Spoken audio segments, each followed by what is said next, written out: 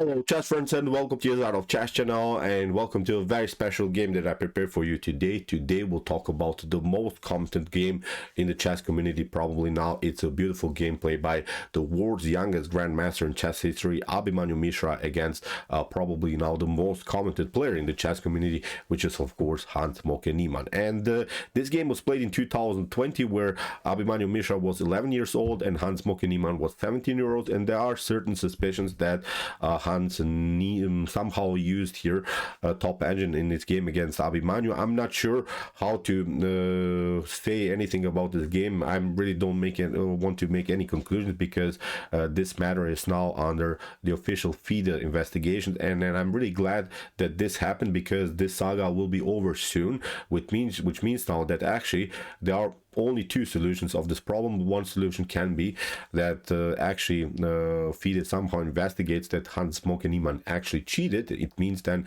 we have a detected as a cheater, and then it of course means that Hans Niemann will be probably fined with, I don't know, 5-10 year sentence.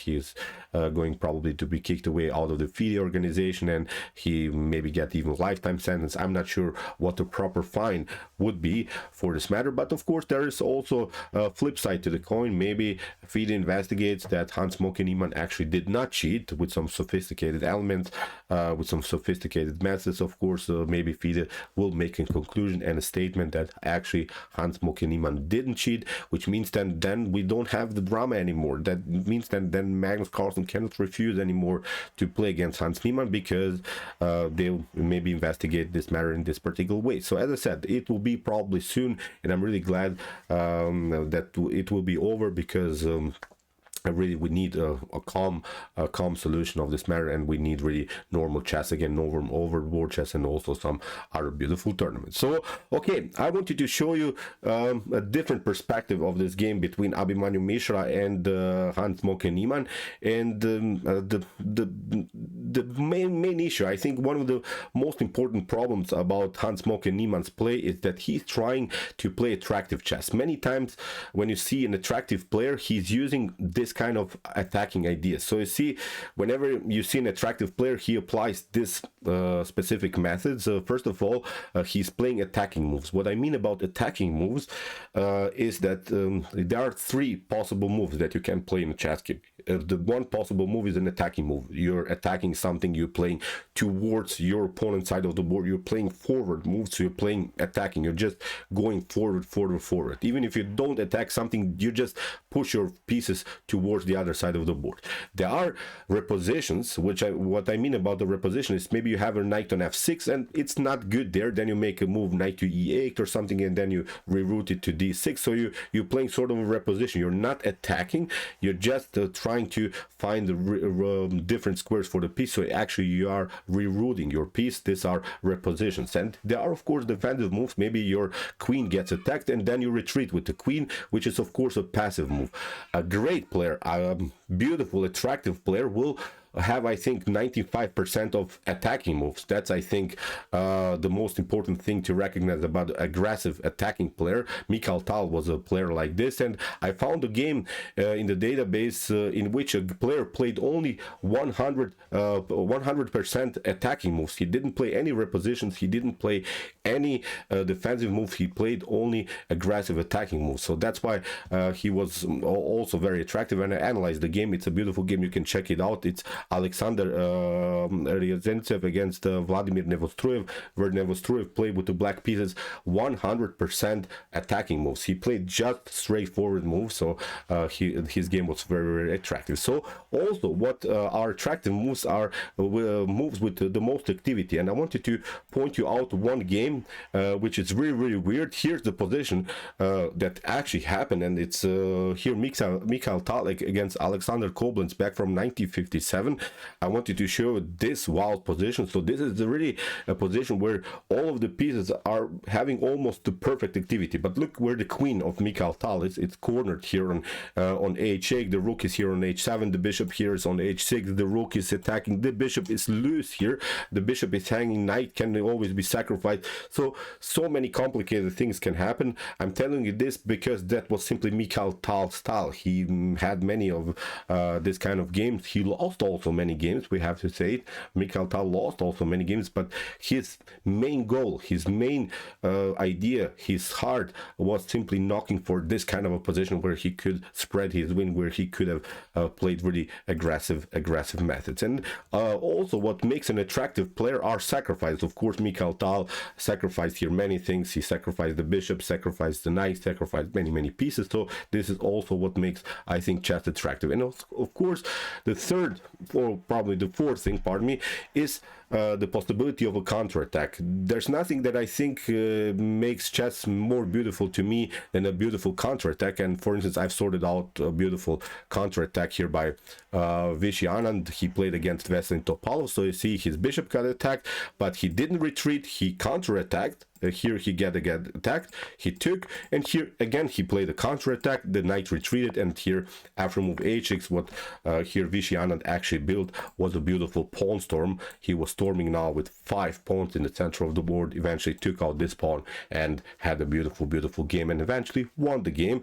That's, I think, what also makes chess beautiful, and that's what I think is also Hans Niemann's main issue. He's trying to play many times this kind of moves. He's trying to play many times this kind of chess, and sometimes he doesn't have success because he's lost also some games.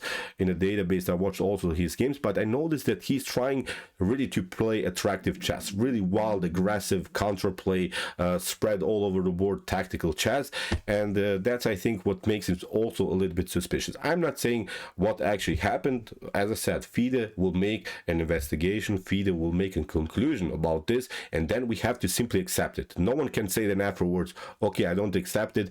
No, it will be an official statement. If Hans Niemann is a cheater, if he's a detected cheater, he should be kicked out of this FIDE organization. If he's not cheating, then he should be staying in the community and should play normally his tournament. So let's see now here the game between Abhimanyu Mishra and Hans Niemann, and notice how here Hans is playing these types of moves. He's playing attacking moves, moves with the most activities, sacrifices, and here some beautiful counterattacks. So here the game, here Abhimanyu opened with the move e4, e5. We have knight to f3, knight to c6, and we have here after knight to f6 the Italian game, the two knights defense. And here in the continuation we have d3. We have now some classical systems here, h6 preventing here some pitting ideas with the move bishop to g5. We have c3 preparing even in the continuation some d4 breakthroughs, d6 kingside castling, and now g5. You see, Hans Niemann is playing probably not the best line, sort of, but he's playing the most aggressive line, he's playing the most attractive line, and many of us would love to see now this particular game, would love to see the continuation of the game. I'm really miss sometimes this kind of chess, because sometimes we see just two positional chess where you battle for a square, where you battle for one signal weakness, but in this game Hans Niemann attacked Abhimanyu Mishra immediately, and in my opinion, when it comes to Hans Niemann's style, it's nothing wrong with this idea. He still has to prove his point now with this attack. So here knight to d2 was played. We have g4 immediately, although this move is also not the best move. It's not even the first suggested move by top end. So in my opinion here with the move g4, Hans Niemann actually exposed himself a little bit, and here already Abhimanyu played, in my opinion, a slight inaccuracy. He played knight to e1, retreated now in a passive way. A more aggressive player, a player like Mikhail Tal, probably like Vishy Anand, maybe, I don't know, maybe even Hans Niemann, who knows, as I said, if he's using an engine, but a more aggressive player would play knight to h4. That's, I think, the difference between styles. Well, you see, still you're keeping the pieces active, and probably you're risking some tactical shots of knight takes e4, but I'm just telling you how differently styles in chess can be. I myself would probably play the move knight to e1, and my brother-in-law Agat Mator, he would probably play a knight to h4 here, because my style is a little bit passive. I have to admit it, that my style is a little bit sometimes slow. I just like to play solid games. I just sometimes like to play not so aggressive chess, but here also Abhimanyu played knight to e1, simply keeping the position very complex. Okay, h5 also by Hans Niemann is an aggressive move. He continues the pressure.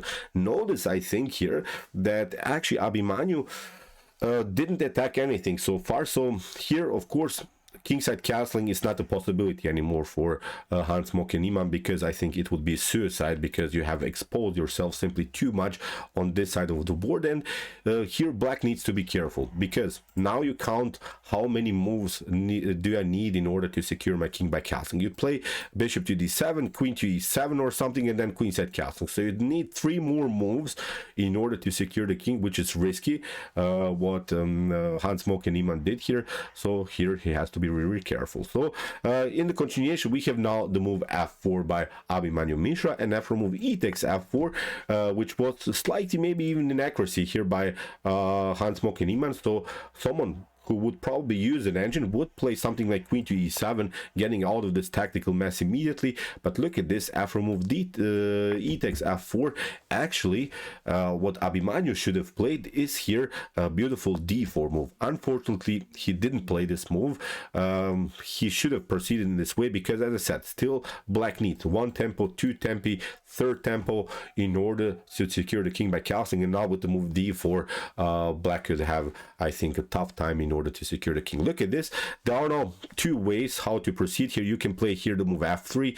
This in particular position would be tempting for me. I would try to even further open the position, but look at this. Actually, white in this position has a beautiful tactical shot. Knight to f3, knight g takes f3, knight to f3. Okay, white lost the piece, but now how are you going to defend this e5? If you take here, then you get some activities on the e file. As I said, you're simply getting destroyed down the center of the board. Now you can play bishop to g4, but look at this now. h3, bishop to f3, queen to f3. Now the knight is hanging. In my opinion, this is a completely lost game. For instance, the engine gives here a +3 evaluation for white. So as I said, here rook to f4 was really unnecessary. What Abhimanyu played, as I said, he should have played simply d4, continuing the pressure, keeping really his aggressive play. Now the position, I think, would be similar to maybe the king's gambit, where you give up the f4 pawn, but you have a central control with the pawns, and now you're just launching the pawns further and play aggressively in the center. So this was the way to go. So in my opinion, the first player that made him a really mistake here was Abhimanyu with the move rook to f4. Actually, he gave here Hans Niemann many opportunities to activate the pieces, and you see now he gets some time. Now the rook has to retreat. Now he plays queen to e7, and now he's only 2 moves far away from fully development, bishop to d7, queenside castling. So this is now a really a different position. Now from this point on, black is at least, I think, equalized the position. Knight to b3, we have knight to e5, attacking the bishop on c4, bishop to h6, rook takes h6, and here Abhimanyu played simply, again, a 2 passive move. Again, it's different style. As I said, you have choices. You have knight to d4 as a choice, or you can play knight to d2. But here, knight to d4, in my opinion, is much better. From this square, you're attacking at least your opponent's side of the board. Again, Abhimanyu played simply 2 passive moves, and from this point on, we have to say it. Here, Hans Niemann is taking over because the lack of attacks by white here on the king side. So black didn't get challenged here. So that's, I think, the main issue. What happened in this particular game? Many maneuvers of the knight here. As I said here, Abhimanyu, when we talk about these moves, he played many repositions. He played many defensive moves. On the other hand, so far, Hans Niemann has played only attacking moves, aggressive moves, and white didn't play any counterplay. So in my opinion, here Abhimanyu let slip here this position. So in the continuation, we have bishop to d7, and actually g3 was the suggested move by the top end. And again, Hans is not continuing with his plan.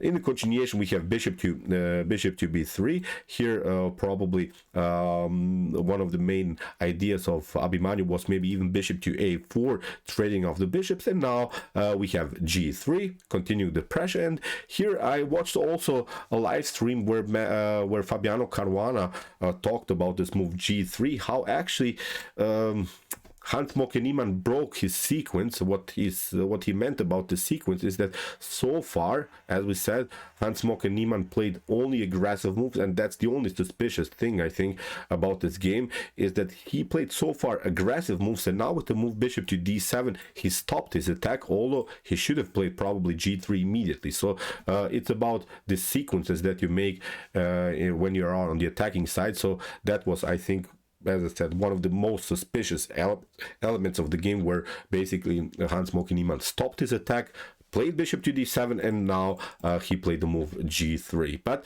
in my opinion, still nothing suspicious about this position, because you have to open now the position. And now notice we have talked about in the previous situations, Hans Niemann was 3 moves, then 2 moves, and now he's only 1 move far away from securing the king, and he has already a beautiful attack on the king side. From this point on, here actually black is even much better. And now after move h3 comes again a move that everyone is suspecting that maybe it's a top engine move, but in my opinion this is a natural move. I don't see any problems about this move.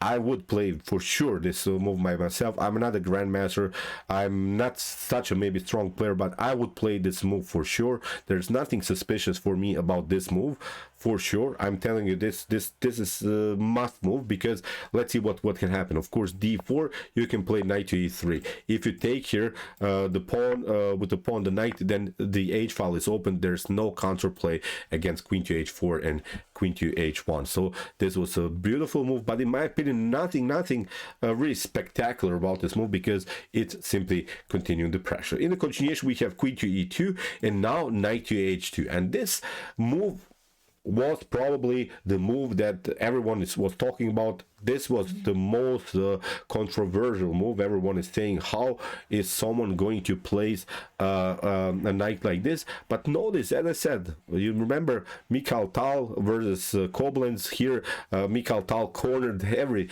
of his piece in the here in the right corner. Now here Hans Niemann did the same. He cornered the knight. But notice, the problem I think here for white in this particular position is that you cannot attack the knight. The knight, okay, is now on the edge of the board, but it's creating some kind of a madness.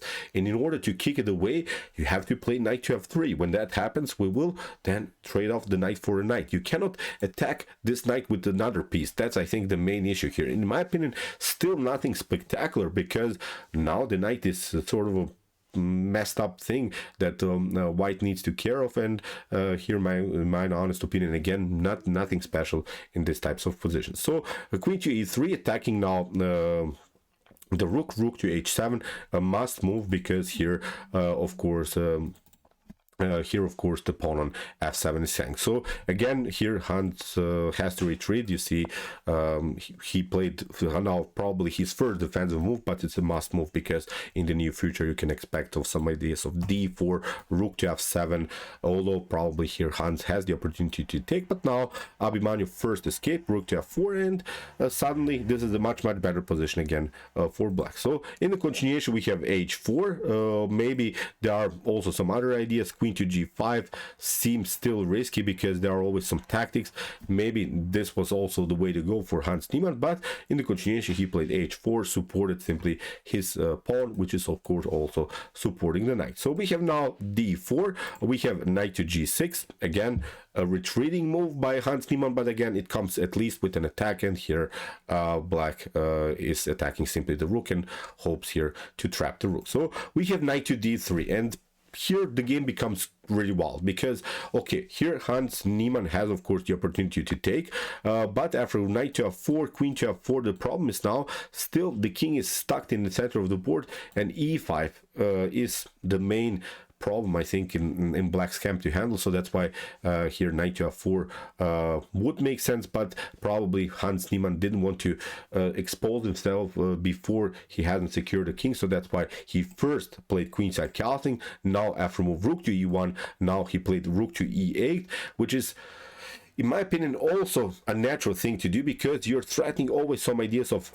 here f5. F5 seems also tempting, but at least you are having here some kind of attention on the e file, and the rook will not escape. This is pretty fine what Hans Niemann is doing, because the rook doesn't have good squares. The rook cannot come on f3, cannot come on any of the squares, cannot escape here. So here Hans Niemann didn't have to rush in order to play the game to trap the rook, he simply improved the piece and continues his pressure. So in the continuation, we have e5, we have knight takes f4 finally, knight takes f4, and now c6, continuing now here, sort of prophylactic idea, not allowing the knight to come on d5. So we have now knight to c4 by Abhimanyu Mishra, and now Hans Niemann makes a mistake and allows now actually here Abhimanyu Mishra to take over in the game. So I'm not sure how to analyze the game. As I said, I'm not sure if Hans Niemann did cheat here or he didn't, but d5 is a crucial mistake, and from this point on actually black is strategically lost, maybe not immediately, but look at this, what actually Abhimanyu should have played. He should have played knight to d2, and now after something like, I don't know, bishop to e6 or maybe rook to d8, continuing here some kind of a pressure. The problem is now you get this one, bishop to c2. You have to retreat now with the rook, and now a4, b4, b5, a5. Now there's no counterplay against this queenside attack by white, and in my opinion here white should be better. King to b8, you see b4, queen to g5, maybe you can play, but I would simply continue here. The pressure even in this position, knight to d5 for instance, is an opportunity to grab another pawn, so the knight is now stuck here. So in my opinion this was the way to go. But let's go back. After move d5, Abhimanyu didn't play knight to d2. As I said, this would be probably perfect play. Then bishop to c2, as we said, just launching a flank attack. And the problem for black in this particular scenario would be that black doesn't have counterplay. You cannot play ideas of f6, you cannot open the position, you cannot do anything because e6 was going to happen. So this pawn on e5 is quite annoying to handle. So as I said, after move d5, unfortunately for Abhimanyu, he played knight to d6, he played a fork, but now queen to d6, e takes d6. And here, in my opinion, again, understandable situation here for Hans Niemann, because he hoped just to grab one pawn, and he probably hoped to go into a favorable endgame. Although the knight is still bad here, but at least it's controlling the potential escape route for the king. The king cannot participate in the game. That's, I think, also a huge problem for white, because in the endgame stage you have to use your own king. So that's why here after move rook to e3, rook takes e3. Now here Hans simply attacked the pawn on d6. We have knight to e2, and now after rook to e6, now after a couple of trades here, Hans Niemann finally grabbed the pawn and has now a better position. I'm not saying this is a completely winning endgame, but it's a playable endgame in which really white is now struggling just to have a draw. So b4, b5. This is also a mistake by Hans Niemann. Someone I think who is using an engine would probably play a much more correct continuation. King to e7 was the way to go. Now just continuing to push with the king, because as we said, white's king is simply stuck here, so that's why black can use now the king in order to activate and maybe here attack this pawn on c3, b4 and d4. So okay, b5 was played by Hans Niemann. It's also a certain inaccuracy by Hans, because he's keeping now many pawns on light squares, and when you have a light square bishop you should not do that, because now these pawns in some occasions can be attacked by the light square bishop of white. So probably in these types of structures you should keep as many of your pawns as possible on dark squares where they cannot be attacked by the minor pieces. But okay, here b5, we have a4, b takes a4, bishop to a4, now bishop to f5, and now Hans Niemann didn't know how to attack this position immediately. He played first bishop to c8, and now bishop to d1. Again, this was now the main mistake by Abhimanyu. He has to play here knight to d3, knight to c5. He has to reroute the knight, and the knight will be actually quite monstrous here on the square. Then the bishop could be much more freely here, maybe include the bishop somehow in the attack, maybe even knight to e5 is an opportunity. So this was the way to go. This was the only drawish chance for Abhimanyu, but unfortunately he played bishop to d1, and now Hans took over. He's taking over on this diagonal. Now there's no counterplay here. He tried bishop to e2, bishop to e2, and you see now Hans is playing the only way here to win this endgame, and in my opinion still it's a natural way, because you're just using your king in the attack, because white cannot use the king in the attacks. Now you see Hans is moving simply the king towards the center. I'm not sure how much of this Hans calculated, because when I play this end games like this, sometimes I cannot even calculate everything, but I hope for the best. I will tell you this, because I just move, and then you have to go for the pawns in order to win the game. You have to move the king further, and as I said, simply hope for the best, even if you don't calculate this. But if I feel here that simply black should be winning. So in the continuation, we have knight to a5, f5, we have knight takes c6, f4, we have now b5, we have f3. This was a good move by Hans Niemann, because if you don't react, then of course you get f2, f1, it's game over, so you have to take. Now after knight to f3, we have king to f1. You cannot take, of course, here with the king, because we'll simply take out this one, and even if you try to push the pawns, look at this, you get knight to c6, and suddenly here also a check could be possible. Then you have to step back from the defense of the pawn, so it's something that could have gone wrong for Hans Niemann, but he played the correct move. Knight takes f3, we have here king to f1, knight to g5, attacking now the pawn on h3, we have knight to e5, knight takes h3, we have here this one, knight to g6. But notice in this scenario, finally Abhimanyu Mishra didn't continue to attack this pawn on a7, and this pawn is not the pass pawn anymore, so that's why it's completely winning here. We have g2. Beautiful move here by Hans Niemann, because you have to take, and now he played sort of a fork. Knight takes f4, king to f4. The king is now deflected from the action. Black king is much closer, and here after move king takes c3, king to f5, king takes d4, king to e6, and king to c5. In this position, Abhimanyu Mishra resigns. So this was a beautiful game, but in my opinion, I've seen wilder games. Okay, maybe this idea to launch this knight on h2 was a wild idea, but these ideas have been seen before in games. I'm not sure. In my opinion, this was not a cheating game by Hans Niemann. In my opinion, this was a brilliant top grandmaster game. We'll see what FIDE will investigate. I hope this drama will be over, but we'll continue to follow some other games. In my opinion, this was not such a brilliant game by Hans Niemann, because he played also many inaccuracies. He played also some mistakes in the game, so this was, in my opinion, just a cool win here by Hans Niemann. But okay, we'll see what will happen. As I said, if you want to see more games from this chess drama, check out also some other commented chess games here on my YouTube chess channel. And if you like this content, don't forget to subscribe to my channel. See you soon with some more videos, and chess is the best, of course.